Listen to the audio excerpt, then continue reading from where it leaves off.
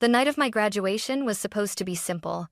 A dinner, a toast, a few polite smiles to mark the end of one chapter and the beginning of another. Instead, it became the moment my family finally showed me exactly where I stood. Halfway through the meal, my father leaned across the table and said, calmly, as if he were asking for the salt, "You need to give your inheritance to your sister. Tonight." I laughed, thinking it was a joke. He didn't smile. "You don't deserve Grandpa's money," he added. When I refused, he reached into his bag, pulled out my diploma, and held it up while everyone stared. The edges curled and darkened as the flame touched the paper. Gasps filled the room. My mother froze. My sister looked away. I didn't cry. I didn't beg. I smiled, stood up, and walked out. Because the reason I stayed so calm that night wasn't something they could burn, and at the lawyer's office the following week, they were about to learn exactly why. My name is Chloe, and for most of my life, I learned how to disappear without ever leaving the room. It wasn't something anyone taught me directly. No one sat me down and said, "Be quiet, Chloe, be small." It was something I absorbed slowly. The way you absorb cold in a house that's never fully warm, you stop expecting heat. You learn to layer yourself in silence.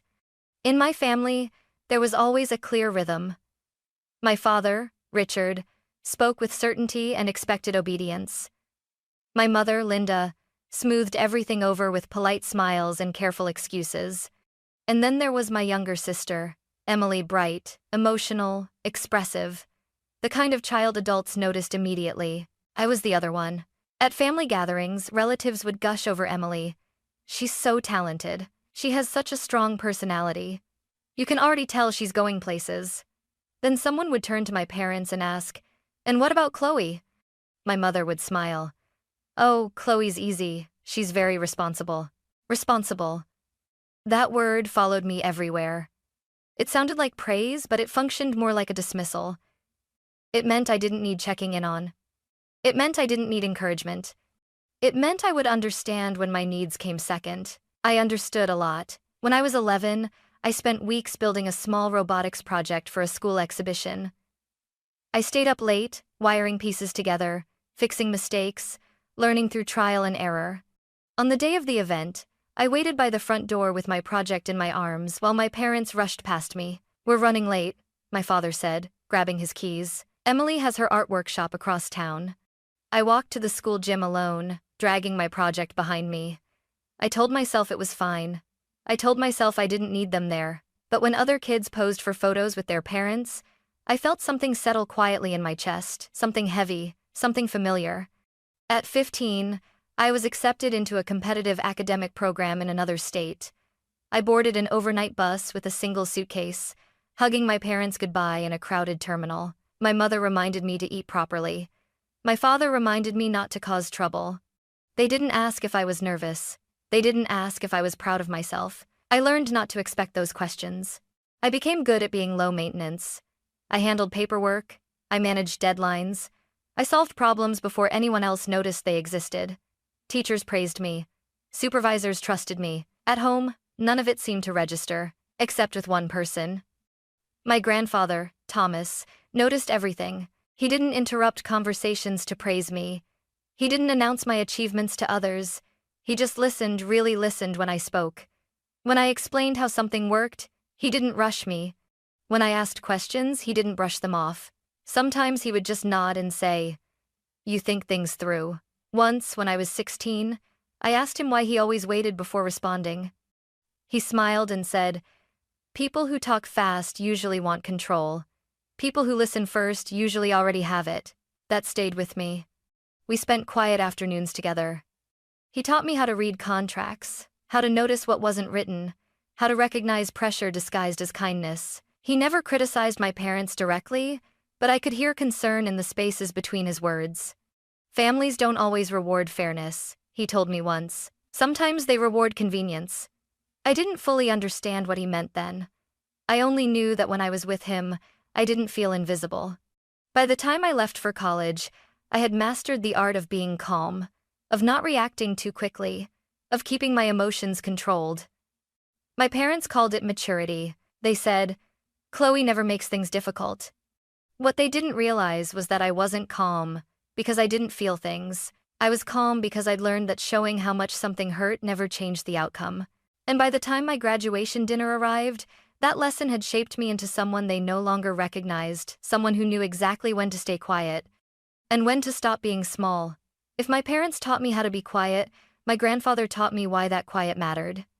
His name was Thomas Miller, and to the rest of the family, he was simply an old man who'd done well for himself and preferred to stay out of arguments. To me, he was the only person who ever seemed to understand that silence didn't mean absence, it meant observation. When I was growing up, Grandpa never asked me to perform. He never pushed me to explain myself quickly or loudly. When I spoke, he waited. When I stopped, he didn't rush to fill the space. That alone made me feel seen in a way I never had before. I started visiting him more often during my late teens. Sometimes we'd sit in his kitchen with mugs of coffee growing cold between us. Other times, we'd walk slowly through his backyard while he talked about the company he'd built from nothing. How easy it was to lose control when you trusted the wrong people. People show you who they are when money is involved, he once said, carefully trimming a rose bush. Especially family. I didn't respond. I didn't need to. He wasn't asking for reassurance, he was giving a warning. As I got older, our conversations changed. He began asking about my classes, my goals, what kind of work I enjoyed. I told him about systems, problem solving, long-term planning. He listened with the same quiet focus he gave everything. One afternoon during my junior year of college, he surprised me by handing me a thick folder. "Read this," he said. Inside were documents, old contracts, business records, amendments scribbled in the margins. I stared at them, confused. "You don't need to understand everything yet," he said gently. "But you should learn how people protect what matters to them." That was the first time anyone in my family had treated me as someone capable of responsibility, not just someone convenient to rely on. My parents, meanwhile, barely noticed the shift. They were busy supporting Emily's plans. New ideas, new expenses, new dreams that always seemed to require someone else's money. Whenever my grandfather helped her, they praised his generosity. Whenever he spent time with me, they called it indulgence. "You're lucky Grandpa likes you," my mother once said, half smiling. "He worries too much." I wondered who he was really worried about. When Grandpa's health began to decline, the visits became more frequent. He tired easily, but his mind stayed sharp. One evening, as the sun dipped low and the room filled with shadows, he looked at me and said something that changed everything. "Chloe, when I'm gone, they're going to rush you." I felt my chest tighten. "Who?" "Your parents, your sister." He paused. "They'll call it family. They'll call it fairness. But it will be about control." I didn't know what to say. He reached for my hand. His grip was firm, steady. "Whatever they ask, don't answer right away. Don't explain yourself. Let the process protect you." "The process?" I asked. He smiled faintly. "The law exists for a reason. It's slower than emotions, and much harder to manipulate." I note never to it. A few months later, he passed away quietly in his sleep. At the funeral, my parents cried openly. Emily clung to my mother, whispering about how much she'd miss him. I stood a few steps back, numb, replaying his words over and over in my head. "They're going to rush you." After that, things changed subtly but unmistakably. My parents started asking questions. Casual ones at first. Did Grandpa ever mention the house? Did he talk about the business recently? Did he say anything about his plans? I answered honestly. No. But I noticed how their tone shifted. How conversations seemed to circle back to money, responsibility, and who needed support. Emily talked more openly about her future studios she wanted to open, trips she planned to take, projects she hadn't fully thought through. "You're already set, Chloe," my father said once. "You don't really need much." I didn't argue. By the time graduation approached, I felt it coming, the unspoken expectation. The decision they believed had already been made without me. Still, a part of me hoped I was wrong. I told myself that maybe the dinner would be different. Maybe this time, they'd simply celebrate. Maybe they'd see me not as the easy daughter, not as the quiet one, but as someone who had earned her place. I didn't know then that the graduation dinner wasn't meant to honor me at all. It was meant to corner me, and thanks to my grandfather, I was more prepared than they ever imagined. By the time graduation week arrived, something in the air felt wrong. On the surface, everything looked normal. My parents insisted on hosting a dinner at a well-known restaurant downtown, white tablecloths, soft lighting, the kind of place where people spoke quietly and pretended nothing unpleasant ever happened. "It's your night," my mother said on the phone. "We want it to be special." But the way she said it made my stomach tighten. Too careful, too rehearsed. In the days leading up to the dinner, the messages started coming more frequently. My father asked what time I'd arrive. My mother asked what I planned to wear. Emily asked casually if I'd spoken to the lawyer recently. That question lingered. "No," I replied. "Why?" "Oh, no reason," she said quickly. "Just curious." Curious. That was the word they used when they wanted information without appearing greedy. I told myself I was overthinking it. After all, this was my graduation. 4 years of work, late nights, missed weekends.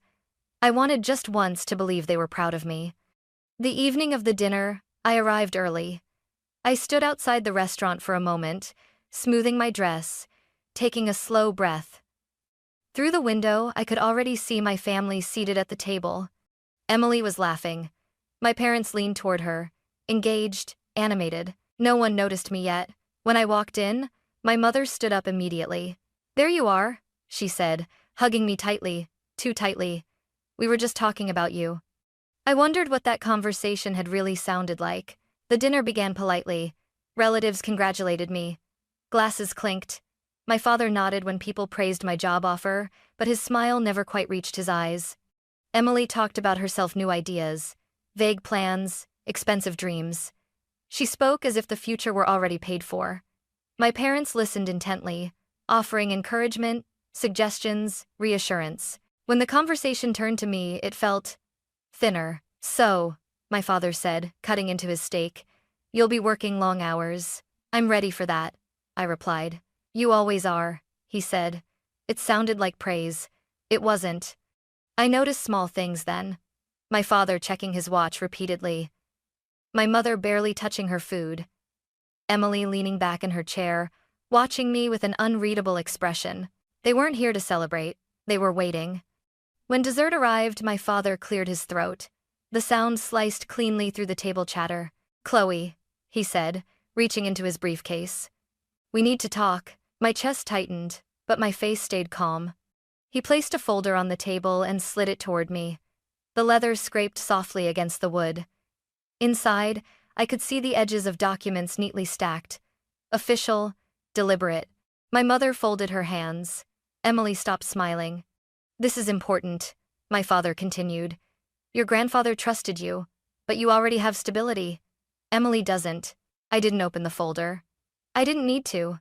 "You want me to give up my inheritance," I said quietly. My mother nodded. "Just temporarily. So your sister can manage things." Manage, that word again. "I'm not signing anything," I said. The table went silent. Emily blinked, clearly not expecting resistance. My father frowned, as if I'd spoken in the wrong language. "Don't be difficult, Chloe," he said. "This is about family." Family. The word landed heavily, weighted with expectation and threat. I shook my head. No. It was the first time I'd ever said that word to him without softening it, without explaining, without apologizing. Something shifted in his expression, confusion giving way to irritation, then to something colder. "You don't understand what you're risking," he said. I met his eyes. "I do." Emily scoffed.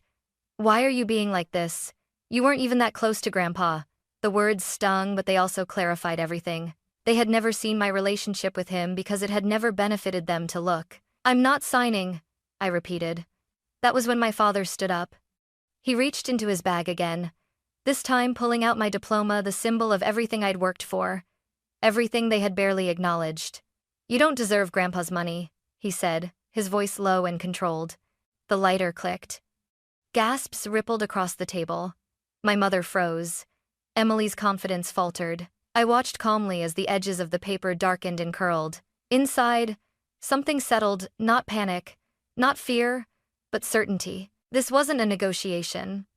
This was control. And as the paper burned, I realized something else just as clearly.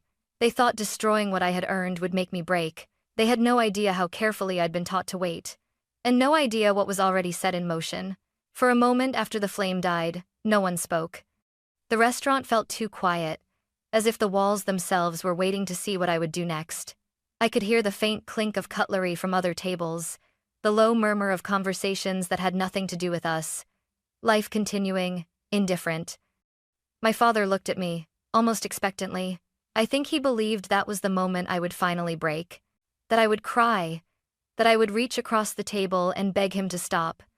That I would apologize for making things difficult. I didn't.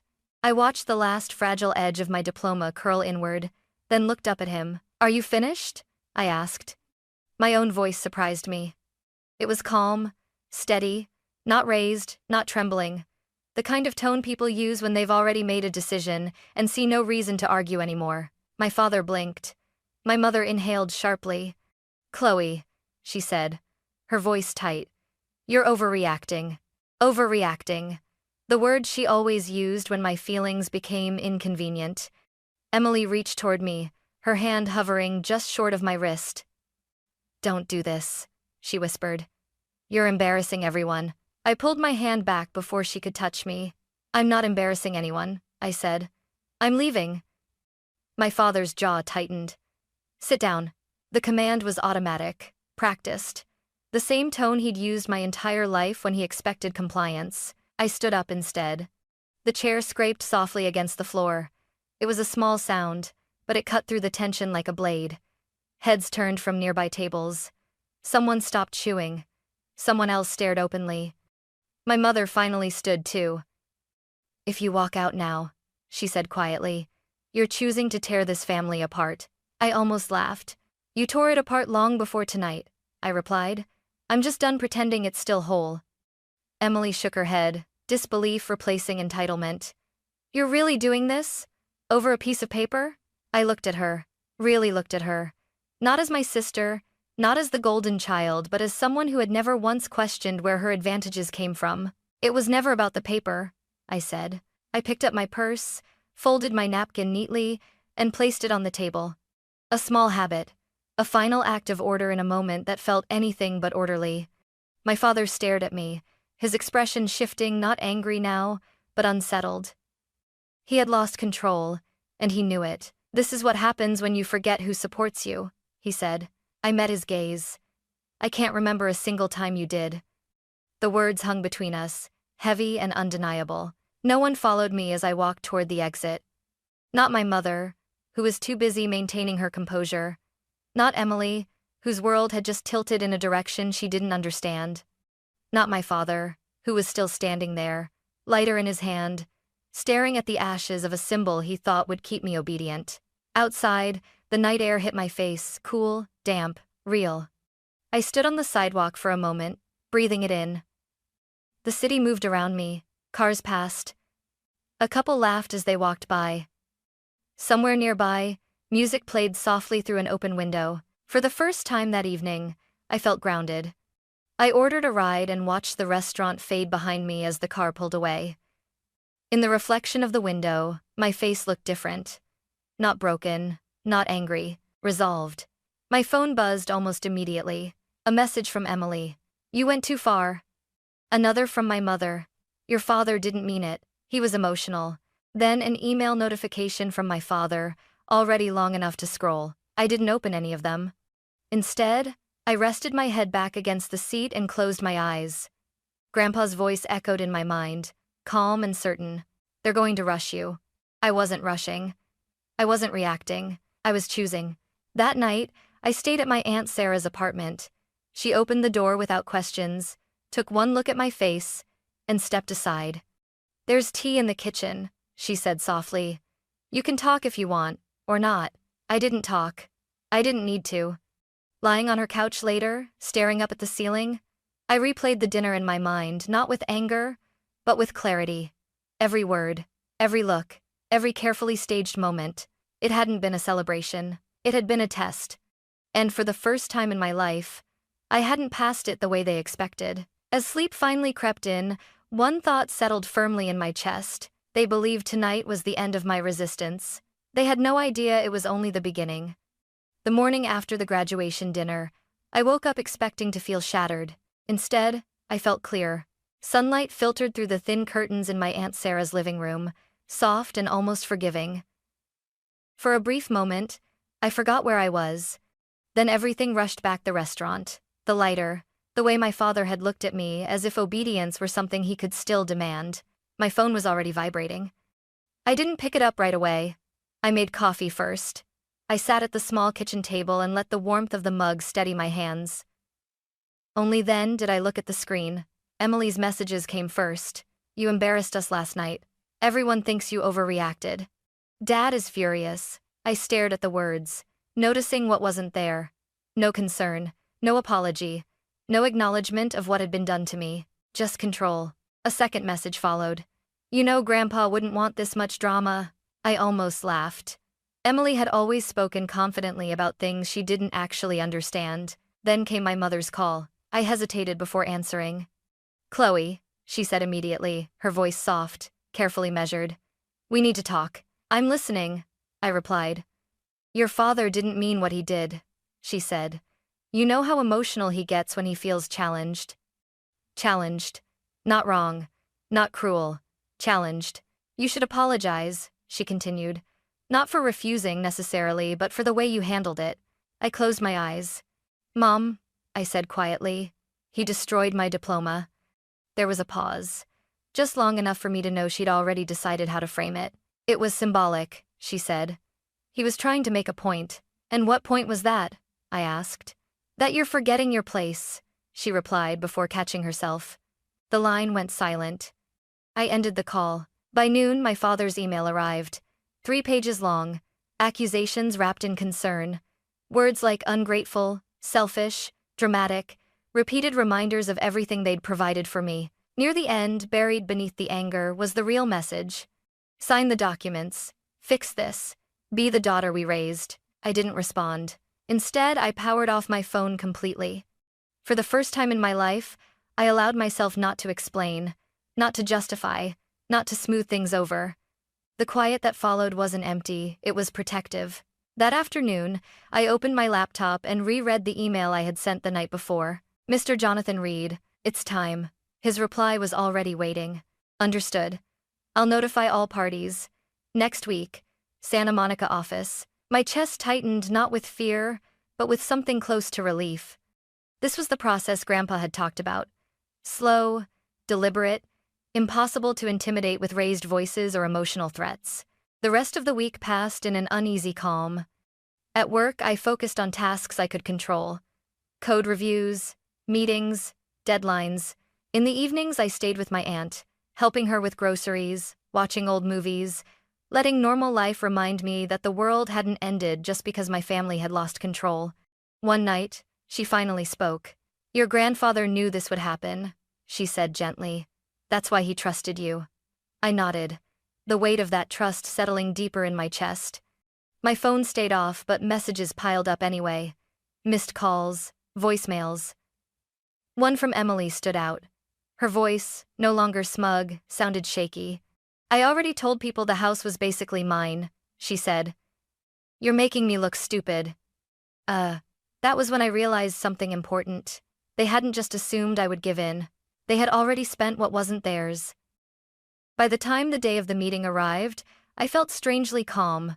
I drove to the lawyer's office early, parked across the street, and sat in the car for a moment. I thought about my grandfather's quiet patience, about the way he'd taught me to wait, to read, to prepare. I wasn't walking into that building as a daughter, asking for approval. I was walking in as the person he had trusted to protect his legacy. As I stepped out of the car and locked the door behind me, my phone buzzed once more, powered on just long enough for a final message from my father to come through. "You still have time to do the right thing." I smiled faintly. I already had. And inside that office, waiting behind polished wood and neatly stacked documents, was the truth they could no longer talk their way around. The lawyer's office didn't look like the kind of place where lives unraveled. It was clean, bright, quiet. Sunlight poured in through tall windows, reflecting off polished wood and glass surfaces. Everything felt deliberate, controlled, nothing like the chaos my family thrived in. Mr. Jonathan Reed greeted me with a calm nod. "They'll be here shortly," he said.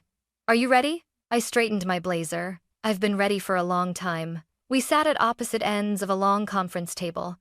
In the center lay a neat stack of documents, bound carefully, as if even paper deserved respect here. 5 minutes later, the door opened. My father walked in first. Richard looked confident at a glance, shoulders squared, jaw tight, but I recognized the tension beneath it. My mother followed, lips pressed together, already bracing herself. Emily entered last, sunglasses pushed up on her head, phone still in her hand like this was an inconvenience she planned to leave early. She froze when she saw me. "You're really doing this?" she muttered. I didn't respond. They took their seats across from me, forming a familiar line. A perfect reflection of every dinner table, every family meeting, every moment where I had been expected to listen instead of speak. Mr. Reed didn't waste time. "As stated in the official will of Thomas Miller," he began, his voice even and precise. The room seemed to still. He read slowly, deliberately, each word landing with intention. Dates, witnesses, legal language that left no room for interpretation. Then he reached the line my family had never prepared for. The full estate, including all properties, financial assets, business interests, and intellectual holdings, is to be transferred solely to his granddaughter, Chloe Miller. My mother's breath caught. Emily's mouth fell open. "That's not possible," she said sharply. "He promised." "No," Mr. Reed interrupted calmly. "He did not." My father leaned forward, his composure cracking. "This has to be a mistake," he said. "I'm his son," he would have told me. "He did tell someone," Mr. Reed replied. "Just not you." Emily slammed her hand onto the table. "I already made plans," she snapped. "I put down deposits. You can't just—" I finally spoke. "It wasn't yours to spend." She turned to me, eyes wide. "You don't even care about the house," she said. "You don't care about the company. Why should you get everything?" I met her gaze, steady and unblinking. "You don't know what I care about," I said quietly. "Because you never asked." My father shook his head, disbelief turning into anger. "You're too young for this," he said. "You'll ruin everything he built." I felt something shift inside me, not fear, not guilt, but resolve. "You mean I'll ruin your control?" I replied. The silence that followed was thick. Then Mr. Reed reached for a small remote on the table. "There's one more item," he said, "at Mr. Miller's request." The screen at the end of the room flickered on. My grandfather appeared, seated in his study. He looked older than I remembered, frail, maybe, but his eyes were sharp, unmistakably clear. "If you're watching this," he began, "it means Chloe did exactly what I asked her to do." My mother covered her mouth. My father stared at the screen, frozen. "I watched my family overlook her," Grandpa continued. "I watched them reward the loudest voice instead of the strongest character," Emily whispered. "No. I watched Chloe stay quiet, not because she was weak," he said, "but because she was paying attention." My chest tightened, but I didn't look away. "I'm leaving her everything," Grandpa said, "because strength should be trusted, not exploited." The video ended. No one spoke. I stood slowly, placing my hands flat on the table. Not to dominate the space, but to claim it. "This isn't revenge," I said. "This is protection. For myself, and for what Grandpa built." My father finally looked at me not as a child, not as someone to command, but as someone he no longer had power over. "You burned my diploma," I said evenly, "but you didn't burn my future." My mother looked down, tears forming, but I felt no urge to comfort her. Emily covered her face, shaking her head as if denial could rewrite reality. Mr. Reed slid the finalized documents toward me. I gathered them calmly, placing them into my folder. "This meeting is concluded," he said. I stepped back from the table. No one followed me. As I walked out into the bright California sun, something inside me finally loosened. The tension I'd carried for years, the constant readiness to defend myself, began to fade. For the first time in my life, the truth hadn't needed me to fight for it. It had spoken clearly, and everyone had heard it. After the meeting, I didn't feel victorious. I felt empty. Not in a painful way, but in the way a room feels after furniture has been moved out, strange, echoing, waiting to be filled with something new. I didn't hear from my parents that day, or the next, or the one after that. The silence was unfamiliar at first. For years, my life had been shaped by their reactions: approval, disappointment, pressure disguised as concern. Now there was nothing. No instructions. No expectations. Just space. I moved into a small apartment on the edge of the city, close enough to bike to work in the mornings. It wasn't large.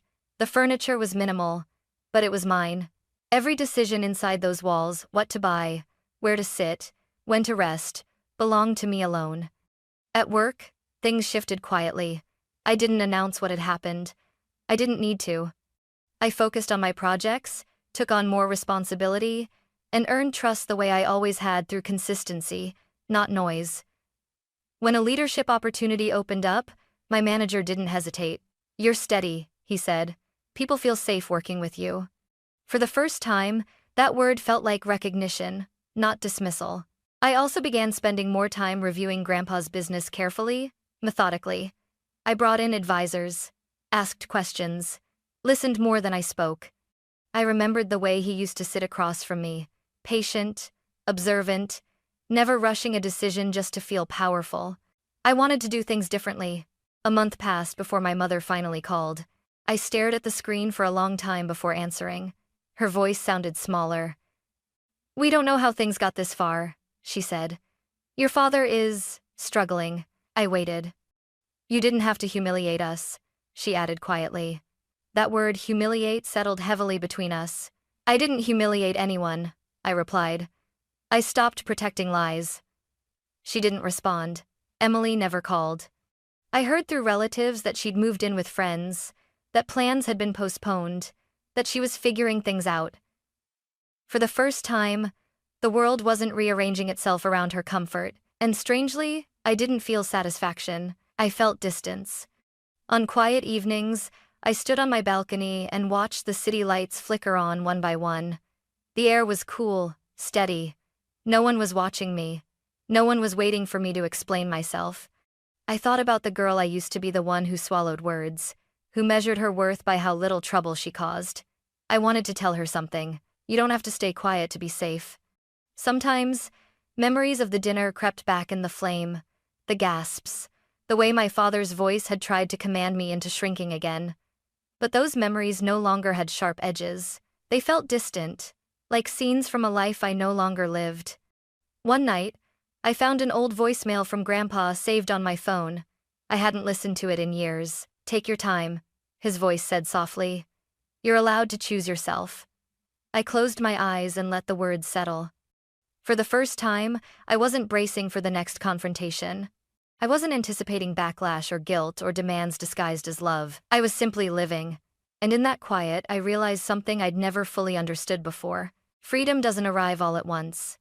It comes slowly, through choices, through boundaries, through the courage to let silence exist without filling it with fear. I had spent years learning how to be quiet for others. Now, I was learning how to be quiet for myself, and that made all the difference. People often ask me if I regret that night, the graduation dinner, the moment I stood up, the moment I walked away. The truth is, I don't think about regret anymore. I think about clarity. For a long time, I believed strength meant enduring, staying calm, not causing problems. I believed love was something you earned by being agreeable, by making yourself smaller so others could feel larger beside you. I was wrong. Strength isn't enduring harm quietly. It isn't staying in rooms where your worth is questioned. And it definitely isn't sacrificing yourself to keep other people comfortable. Strength is knowing when something is wrong and refusing to participate in it any longer. When my father burned my diploma, he thought he was destroying proof of my achievement. What he didn't understand was that the diploma was never the source of my future. It was just a symbol. The real foundation had already been built in patience, preparation, and the quiet confidence my grandfather helped me grow. At the lawyer's office, I didn't raise my voice. I didn't accuse. I didn't demand apologies. I let the truth speak in the language my family respected most. Facts, documentation, law, and that mattered.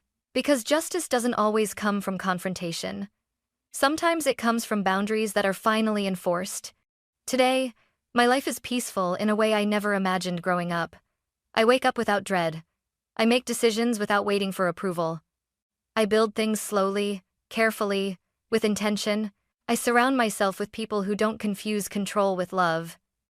My family is no longer part of my daily life, and that used to scare me. Now, it feels honest. I've learned that family isn't defined by who raised you, it's defined by who respects you, who listens, who doesn't need to diminish you to feel powerful. I still think about my grandfather often, about the way he trusted me without demanding proof, about how he understood that silence can be a strategy, not a weakness. He once told me, "You don't owe anyone access to your future." It took me years to understand what that meant. If you're listening to this and you've ever been told you don't deserve what's rightfully yours, your voice, your boundaries, your inheritance, your peace, I want you to hear this clearly. Calm doesn't mean weak. Walking away doesn't mean losing. And choosing yourself isn't selfish, it's survival. Sometimes, the most powerful thing you can do is stop explaining, stop negotiating your worth, and let the truth stand on its own. I didn't win because I fought harder. I won because I waited, prepared, and trusted myself enough to let go of people who never truly saw me. And that more than anything is what real strength looks like.